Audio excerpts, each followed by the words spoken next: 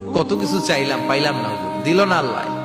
বলে না আপনার সব দোয়া কবুল, তবে কবুল হওয়ার তিনটা সিস্টেম আছে। কয়টা? চান্দুল্লার ভাইয়েরা মনে থাকবে কয়টা? আপনি যত দোয়া করছেন সব কবুল, কারণ আল্লাহর কাছে কিছু চাইলে আল্লাহ ফিরাইয়া দিতে জানে না। আল্লাহ জানেই না কেমনে ফিরাইয়া দিতে হয়।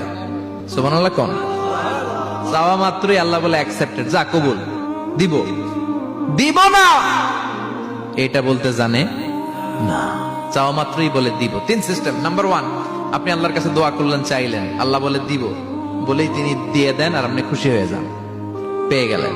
নাম্বার টু, আপনি আল্লাহর কাছে দোয়া করলেন, চাইলেন, তখনও আল্লাহ বলে দিব, তবে এখন না, সবুর, একটু পরে দিব। কখন দিলে আমার জন্য ভালো, আমার চেয়ে ভালো জানে কে, পরে দিবে। নাম্বার থ্রি, চাইলেন, দোয়া করলেন, আল্লাহ তখনও বলে দেব, তবে এখনো না, পরেও না, কিয়ামতের দিন যেদিন বিপদে পড়বে ওই দিন দেব। যেদিন তোর বাবা তোরে চিনবে না, তোর মা তোরে চিনবে না, বন্ধু বন্ধুরে চিনবে না, পীর সাহেব মুরিদরে চিনবে না, মুরিদ পীর সাহেবরে চিনবে না, ইমাম সাহেব মুসল্লিরে চিনবে না, মুসল্লি ইমাম সাহেবরে চিনবে না, কেউ কাউরে চিনবে না। ওই কঠিন দিনে তোরে আমি বাঁচাইয়া দেব। তাই দোয়া যা করছেন ছোটবেলা থেকে আজকে পর্যন্ত, লস হয়েছে না লাভ? লস না লাভ? এজন্য বেশি বেশি দোয়া করার দরকার আছে না নাই?